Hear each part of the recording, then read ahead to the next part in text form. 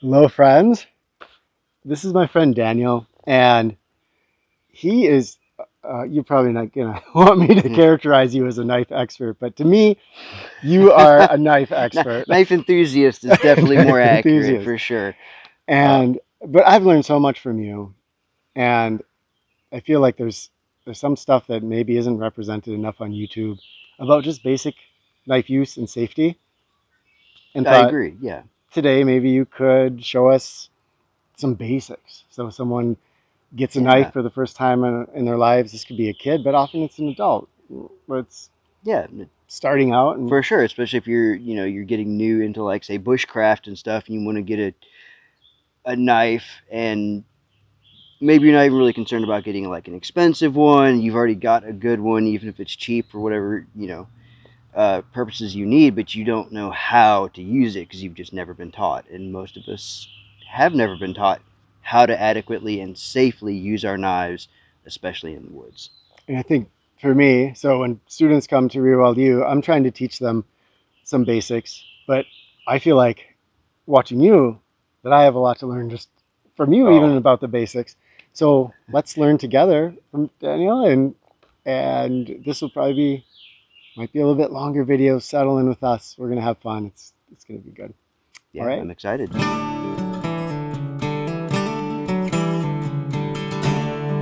So where do we start with So I guess generally we'll start. I'll take this guy off just so it can be shown better on the camera.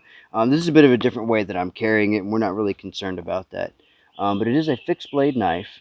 And so one of the things that I see with taking the knife out of its sheath and putting it back in, um, now this isn't actually connected to me, but what I do see is people wrap their hands around the sheath and then pull the knife out.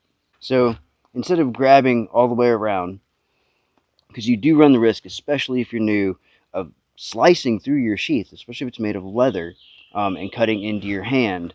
Um, and use those cuts usually tend to come across. can I say I've that might seem like it's never gonna happen, but I've done that I have in seen my life. I have I've cut seen my hand. people just being overzealous or overconfident and push the blade through like this Oh, and cut through the back and through the front, yeah. even cut through the front. And you do not want your fingers to be in the way, especially where it tends to cut, which is along the bendy parts of your fingers, which are a lot of tendons. And that takes a long time to heal from. Um, so, a better option to do this, especially when you're new, and it's a practice that will follow you into being more experienced, is the clamshell grip. This keeps my hand towards the back of the knife where it's not sharp. And so when I pull it out, if I did come through the sheath for whatever reason, my fingers and hand is not in the way. Mm-hmm. And with the unsheathing process, uh, when I do pull the knife out of the sheath, and I'll show this outside of it as well, the back of the knife is basically rubbing against the back of the sheath. So I'm gonna slightly pressure it up Yes, against the back of the sheath rather yes. than. So when I pull it out, the back of the knife is staying against the sheath, and then when you're putting it in, it's the exact same thing. You're rubbing the back of the sheath along the back of the knife along the back of the sheath Mm-hmm. and pushing it all the way in, and then snapping it closed. So something as simple as taking it in and out. Yeah, taking it in and out. So I'm wearing this in a sling fashion, but if it's on your belt, I actually have one on the belt here. It's the same thing. So when I grab and I pull, you Mm-hmm. can see how that comes out, and then when it goes in, you see it's not as straight. I'm not trying to go straight in and out with it. It does go in a kind of angle. And probably less chance that a kydex Yeah, sheath so is so this gonna. this can actually come off of the belt here quite easily. So yeah, you're probably not going to push through But you're with a developing kydex. the habit that's Yeah, gonna serve you for because whatever you're you may using. not always have a kydex sheath. You may prefer leather. I know at least one person for sure who prefers leather over kydex. Um, But you may not always have kydex to be working with. And believe it or not, these can come loose just through time, especially if you have a lot of like vibrations. If you're tossing it down a lot or moving it, Sure. they can come loose. It can create that gap. So even though you're probably not going to cut through those screws or those, most of them are riveted together. This one is not. But you don't want to take your knife blade and push it into the metal of the screws because it just immediately dulls it. Yeah. So another little point of safety is, and this is something that I see go wrong in my personal life, not just like, actually I rarely see it on YouTube videos, but it's something I experience a lot, even with people who are experienced with knives, which is properly and safely handing a knife to someone else so they can use it. And I always had a way that I did this, and I feel like you showed me a better way. Yeah, So, your way yeah. was not incorrect, but there's always sometimes a better way Yeah. to do it. We'll say I've got my knife. I didn't claim for that one. And I'm using it, and Kenton needs to borrow it, right? So how do I hand the knife to him? So what I do is I hold the knife up, and with these three fingers, my thumb, I'm going to hold the knife like this. So the blade is now up and away from me, and the handle is going to be pointing towards Kenton. And the important part that this position does, and you'll see this when he grabs it, is he is immediately able to pick it up with his hand, and it is now in his hand how he needs to use it. There's no adjustments that he needs to make. It's immediately there, and he can use it. And then when he passes it back in the pretty much the exact same manner. And then now it's in my hand, and I can go back to using it, or I can sheath it, Nice. whatever needs to be done. So up and away, and towards whoever's asking for it. You're holding the knife, and it's this position right here.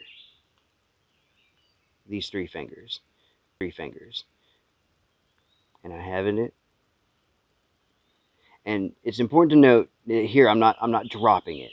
What I want is I want to hold light pressure, and then I want him to take the knife from me. This way, there's no droppage. There's no question that he's got purchase on the knife, and I take it from him. So one thing that I want to be cognizant of, definitely initially, is what's called the blood circle. So if you take your arm and you extend it out, so that Kenton is in my blood circle. If I don't have anything in my hand, but any knife would be here. So from here all the way out in front All of the you. way up. Okay. And it's not just people. You want to have pets, pretty much anything that you don't want to have cut. Gear, yeah, anything. Or even something that you wouldn't mind if it got cut, but could damage your knife. The concept So, being, I'm sitting here, I'm carving, and my knife and slips. You're then, right there. yeah, and I'm right here. And could be, Finbar, could be somebody, and you may be clear at first, but someone walk into your circle. So you need to be aware during your carving process of whatever you're doing, of what's around you and what's moving in. Maybe if I have a knife in my hand, I want to be in my splatter vision, my peripheral vision, and be extra aware. Oh, yes. As a rule of thumb. Yes. Okay. I'll always be, kind of listening. And as another point of safety, too, is if you see someone, they're using their knife or a saw or an axe or anything, announce yourself when you're walking up. Mm-hmm. Maybe their hearing's not so great, or they're really focused and intent on what they're doing, and just announce yourself so they know, okay, somebody's coming in, and they can be aware, or they can just stop what they're doing. So, Daniel, I am always tempted because the lap is so nice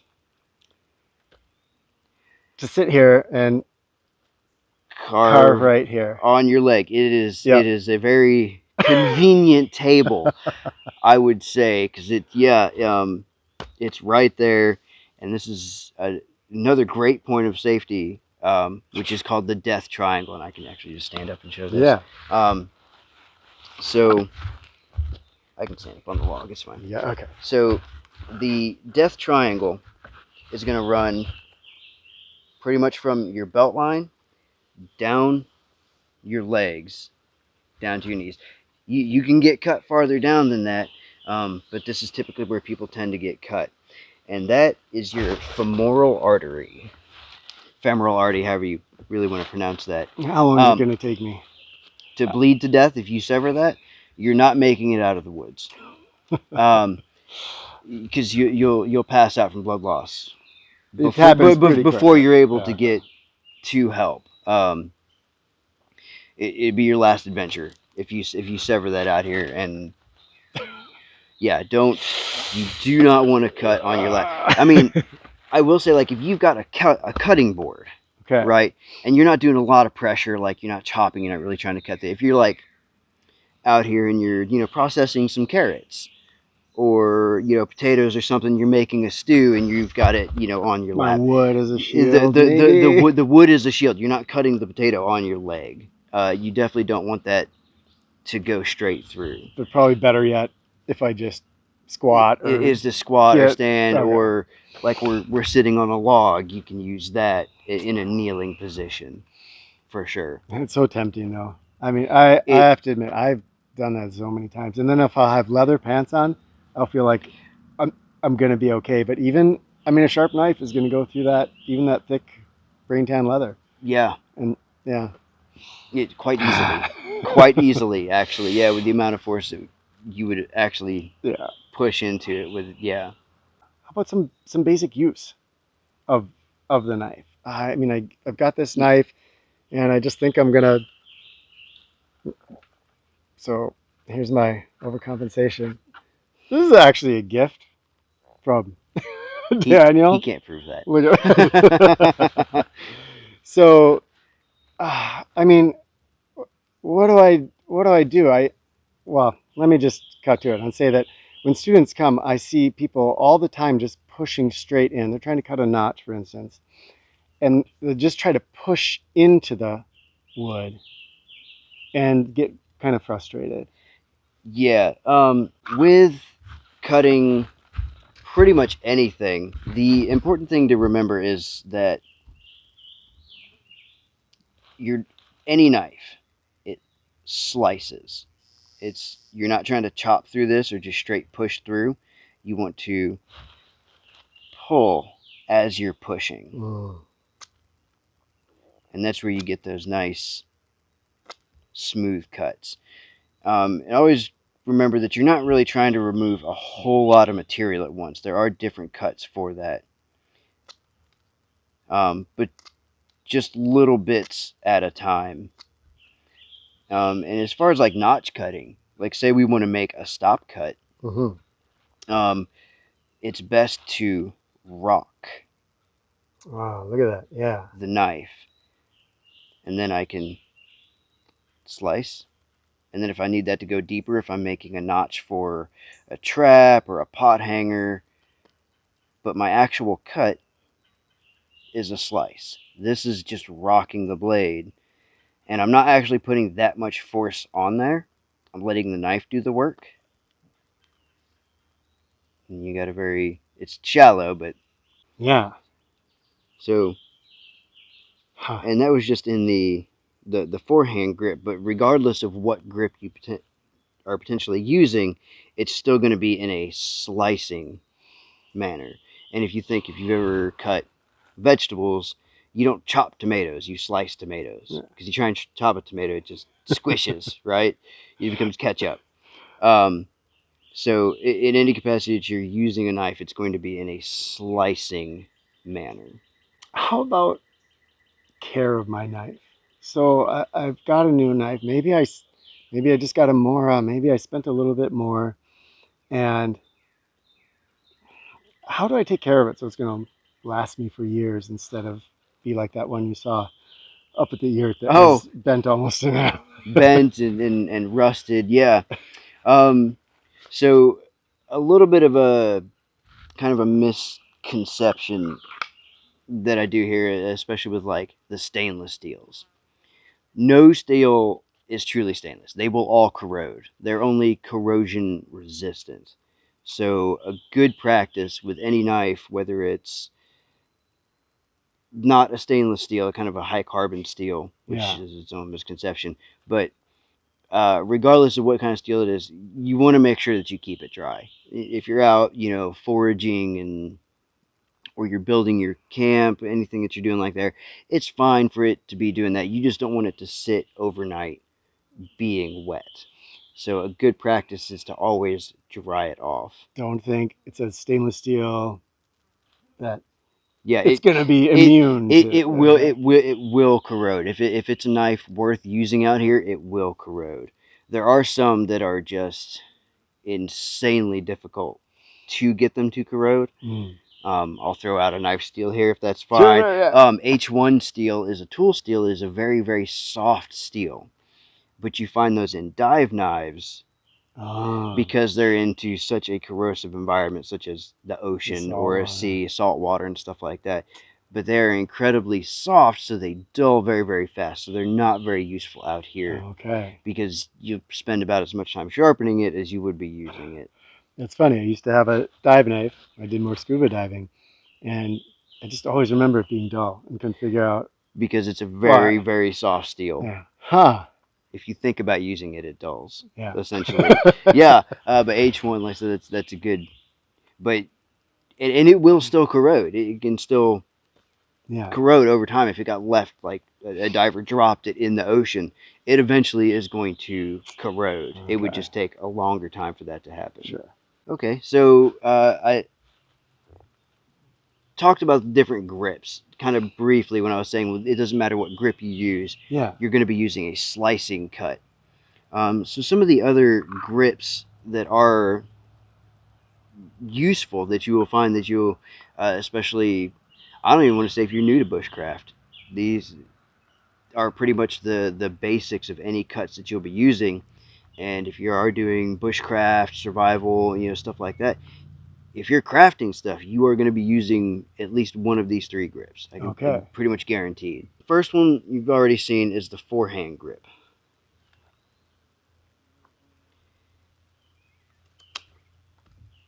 Mm-hmm. and the second one is the chest lever grip. So this is actually more of a back motion. I'm going to pull with this one and pull with this one, kind of flexing in between my shoulder blades. And this one Oh wow. is a super powerful cut, but it's also very, very useful. You can remove a lot of material or a really small amount of material, You but have a lot of control. you have a lot of control, and it brings the work very close to my eyes. So if I'm doing fine detail work or anything like that, I can see what I'm doing very well. Nice. That's awesome. And this is also a really, really good one to use, uh, especially if you're sitting like around a campfire or yeah, I'm sitting next to Kenton on the log, and I'm carving something instead of doing something that can fly off. I can be very controlled in my cuts. Like if I'm making skewers for hot dogs over the fire or marshmallows, things like that, I can cut and carve in a safe manner. You're getting more power than you'd get with that long fling, and yet your knife's only going 2 inches from the end of your cut, probably, when Yes, you do that. Yeah. yeah, but there are reasons that you would want to use this, the forehand grip versus the chest lever. And a good example of that is cutting something really, really thick. Mm. If you're making, say, like a tent stake, a tent peg, Sure. something like that, and you're chamfering down an end because you're going to be rotating and you're going to be making a lot of shallow cuts really quick. Okay. Yeah. I would want to have it into a foregrip because I'm not trying to move a whole lot of material, but you can use the chest lever for that, but it's faster and kind of more convenient to do it in that manner. But you can also brace, and it is important to note here I am cutting completely away from myself. My Mm-hmm. leg is just kind of acting as like an anchor, like an anvil. Sure. Something else that you may find yourself using is called the thumb assisted cut. So again, we're still slicing, but I'm using my thumb to assist my hand. And this is good for a lot of detail work. For things like this, for cutting notches, or if you're actually getting into the point where you're cutting into like U shapes. It gives you a significant amount of power into it, but it's also very, very controlled. Oh, yeah. Most of that power is actually coming from my thumb, and I'm kind of just guiding it along. Look at that. Yeah. With this Really hand. good control. And with all of these, what you're seeing is that I'm not pushing in. I can get away with it a little bit by just pushing, but you want to slice. Again, the importance of that slicing motion. Yeah. And that will actually do more to preserve your edge than pushing into it. Pushing into it creates quite a bit of stress over just one part of the blade. But slicing allows you to utilize it in the way that it was designed. So I've said it in this video, and you've probably heard it 100 times, which is don't cut towards yourself. Generally, what we mean is don't cut actively towards your own body. Like I said, like in the death triangle, you're actively cutting towards your own body. You don't want to hold a stick and then try and cut and split the stick, because I promise you, you will not hold that together enough to stop that knife from cutting into your hand. But there is an instance where I would want to cut towards myself. And it's something you've probably done before. Rebecca or the kids have asked, "Hey, can you cut this for me?" And they've already got it to the perfect length. It's all like the time a piece with of string. kids. Yep. Yeah, hey, can you cut this for me? This is it right here. Right? Yeah. Like, I've already got it to the length I need. So, there's the mark. Yeah. In this particular instance, I don't want to cut towards him. Especially if it's kind of an unknown material, or if it's a thicker rope, something like that. Because you don't know how much necessarily force it's going to take to cut through it. So I wouldn't want to cut through this and it break through and uncontrollably push my knife towards Kenton. Thank you. Anybody. Yeah. It's so in that instance, I do want to flip the blade around, and now the knife blade is facing towards me. And this is still going to be a slicing motion, but I'm going to come up and I'm going to pull and cut. And even if, and I can do this, just demonstrate if you'd like, where if it actually like cut through, and I don't need to cut through anything. Sure. But if I was cutting something and it did cut loose and it came back at me, I'm the one in control of the blade. So if I come here and I'm cutting something and it rips towards me really quick, the chances are I'm not going to cut myself, because I can control it into a portion where my arm's going to stop naturally and not make connection with my own body. Yes. And that's kind of like a extreme worst case scenario. Most often than not, that's not going to happen. But if I was cutting towards you, it would probably happen more often than you would expect. Something that of that to just break through and me not be able to stop it going forward in time. And there's things where you would, for instance, there's paracord that people run metal wire through. So you might think you're just going through paracord. This necklace has a piece of brass wire that runs through it. So if you're trying to cut this and you didn't know that was in there, you're going to have a different you got caught on it, you would pull harder. But it's a brass wire, so it would cut through it kind of instantaneously, and you may not be ready for it. That's coming towards me. That is a perfect example of why when you wouldn't expect it. And if I was cutting it towards Kenton and I gave that extra bit of force, well, now I just stabbed him or cut him or something, and it's not good. Wow. Okay, one more question for you. Okay. I'm just starting out in bushcraft, or I want to get a first knife for a child. In any case, what are some things I look for in buying a knife?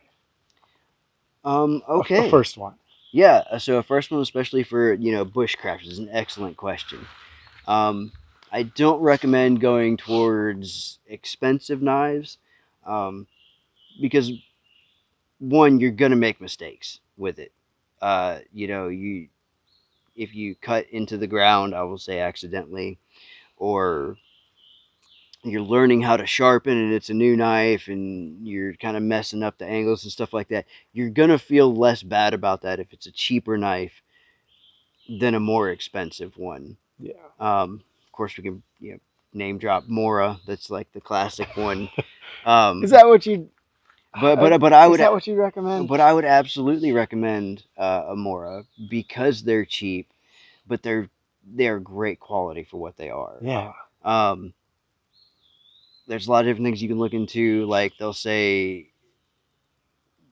in the higher up circles of like the bushcraft community is like, oh, you want to have a full tang knife. Um, this knife is full tang. This knife is full tang. Your knife is full tang. Um, it's not a bad recommendation for sure. But if you look at a Mora is not a full tang Right. knife. I've heard It that criticism of that. it is usually more of like it's thinned down, Okay. So right? not really So a so rat so tang, but it's not a rat tang, but you can find some of the more expensive high end knives, like I'll say Martini. They are rat tangs, okay. and are you going to be? It really is going to depend on what you're planning to do with your knife. And if you are, you know, Thor hammering through a piece of, knotty oak that's way too big for the knife to go through, Sure. yeah, the rat tang is going to make a difference Batoning. with batoning. Okay. Um, those kinds of things would make a difference, but it isn't necessarily super important. So, so honestly, So, it kind of comes back to the Mora. I mean, it, that's what I would so recommend. you could say, yeah, with the Mora, because you can get them for 10, 12, 15 bucks. Right. I mean, and they even have higher end models that are 80, 90 bucks. There might be a couple that are like 100 bucks or over. Um, but in the world of knives, that is actually really not that expensive. Um, but yeah, I would absolutely recommend Mora. There are some others that also make a very similar esque type of knife. Baco, they make saws, but they have a knife saw combination Okay. that is basically a Mora knife, but it's good quality and it comes with a saw, and it's only like 19 bucks. And it's scandy Um, grind. It's going to and be easy to use, it's easier to sharpen and than. yeah, and that's one of the things too is the knives are not insane to sharpen. You get some of the more higher end knives that have a lot of the harder carbides. You can still get away with sharpening on an Arkansas stone or Japanese whetstone if you decide to go with those, even though they're Yeah. definitely more expensive than an Arkansas stone. Um, you can sharpen a Mora knife on an Arkansas stone. You can take a whetstone. You can take that out there with you Okay. into the field and use it. Um, but if you get the higher end ones that have the harder carbides in them, you're gonna have to get ceramics. You're gonna have to get diamonds. Um, I I say have to just because you don't want to be sitting there all day sharpening it on an Arkansas stone or a Japanese whetstone or something Sure. like that. So okay. So good starter knife. That Mora. You're Uh, not wearing a Mora because at some point you might want to move to higher quality steels, different functionalities of different yeah, knives. But it's a good starting point, and yeah. so I started with Moras. Okay. Um, I think you might have also started with Moras, or I think my first knife was one I found in the bottom of a stream when I was a little kid. yeah, So okay, some old, but yeah, but Mora's is what we always gave to the forest monks when they came. It's just yeah, here's your Mora, and that's gonna serve you over the next 11 months. and And it's yeah, it's a really good starting knife, especially price wise, because you may get out here, you know, into the woods. You probably had forest monks that got out here in like the first like 4 days or so, and they're like, I don't want to do this anymore. This is not for me. yeah. I stepped into it, didn't really quite understand what I was getting into. Um, I've taken people out, on overnighters and stuff like that, and they were just like, no, I don't. There's a little I don't. shock I really don't sometimes. want to do that again. Yeah. It wasn't. I was expecting camping, and it wasn't camping. You know, it was a little bit more intense than camping.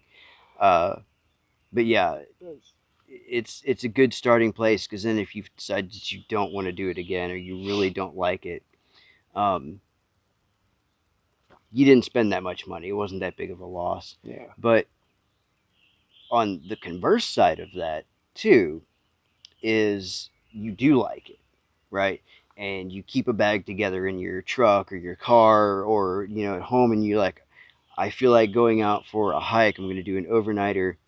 Um, you can have a knife and just like keep it in there, like that's its one purpose. Sure. But you don't have a $100, $200, $300 knife sitting in the bag collecting dust. You've got a $10 knife that's just ready to go Yeah, you gave us whenever you need it. a more, I can't remember what it's called, and that's just, I keep it in the car, and it's always there. Well, let us know if you enjoyed this. Daniel's a good friend of ours, and we feel really blessed to have him here with us. It's awesome to be here. It's been too Yeah, long. doing all kinds of fun wildernessy stuff. So this was a great tutorial. Thank you. Oh, thank you so much for having me. Oh. All right. All right. Any questions, comments? Leave them down there and share your experience with knives. I think this can be contentious sometimes, knives. So, It could. like, your thoughts, your ideas. Mora, no Mora. No It, Mora. I made a joke. yeah, no more. I love it. I'm here for the dad jokes. And I'll just go ahead and say that if anyone has questions for me specifically in the Oh, comments, sweet. um, You're open to that. just be open to it. I'll probably see the video. I'll be keeping my eyes out. You can just at Daniel Hill on it, I think. Cool. And I should see it. If not, I'll actually scroll the comments and see if anyone Thank you. has any active questions for me specifically. Nice. Thank you. All right. Thank All you all. right. Hey, love to you all. Talk with you in the comments.